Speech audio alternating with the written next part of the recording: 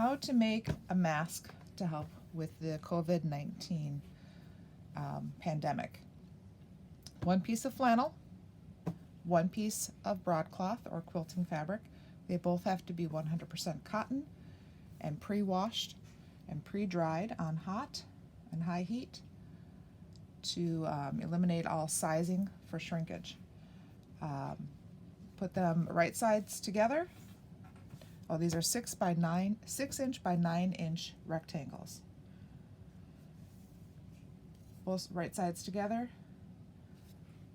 You're going to have 2 pieces of elastic. They're 7 inches in length. Place it in between the 2 pieces of fabric. As you can see, I'm going to be using my industrial serger to make this mask. You can use a regular straight stitch machine using a 1/4 inch seam allowance. You're going to go zip down to the start about 2/3 of the way, go down to the corner, make sure you get that elastic. Keep the elastic flat and bring it to the other corner.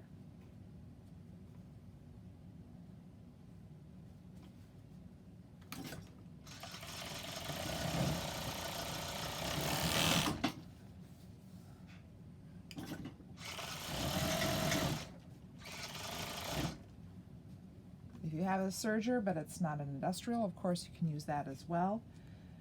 Please use a 4 stitch because that will give you a 1/4 inch allowance versus a 3 stitch is less than that. And you really do want the 1/4 inch seam allowance. So I've put the second piece of elastic in there. Yeah. Now keeping it flat.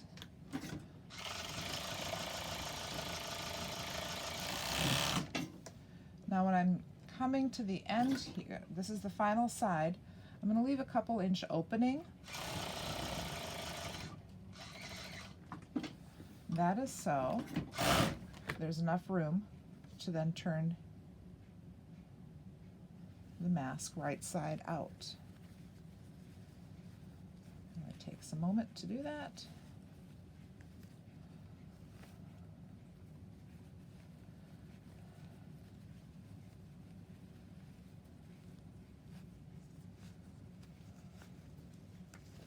All right, give a little tug on each corner, make sure that elastic is in there good and tight. Now you're going to have an opening, of course, that you left. You can either pin that closed, or you can, if you want to take a moment, you can take an iron and press that. And if you're going to press that, you might as well press all of it. It's going to make it easier for you to make the pleats. Now for pleats, you're going to need pins. I use quilting pins, and for this example I'm just going to throw a pin in that opening up above. I'm not going to stop and iron this. You're going to make 3 pleats, gathering both pieces of fabric.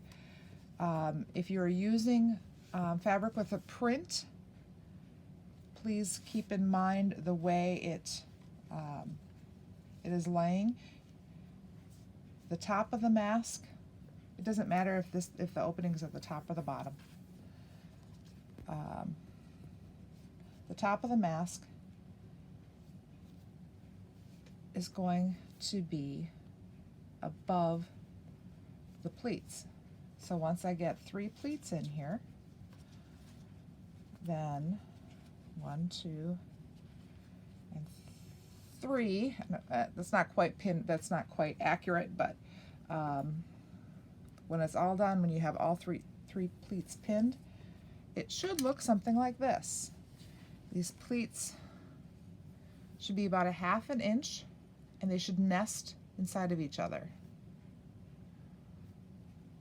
That makes it for a better fit.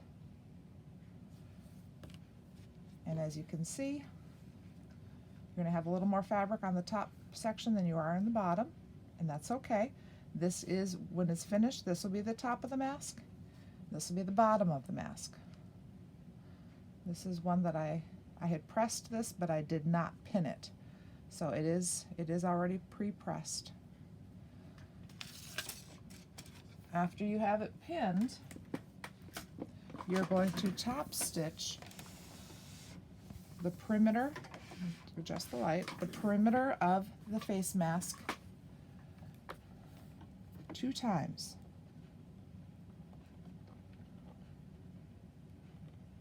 There we go. I'm going to start it. Uh-oh, my foot pedals run away. Love it when that happens. Here's your comedy for the day. Oops. There we go. Make sure you're pulling your pins out. You don't want to be breaking your needles. Back stitch a little bit.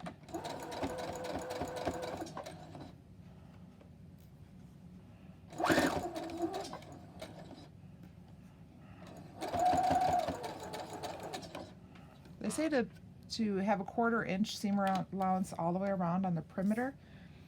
I found on the outside it is important, but on the top and the bottom, it actually looks cleaner if it's a smaller seam allowance.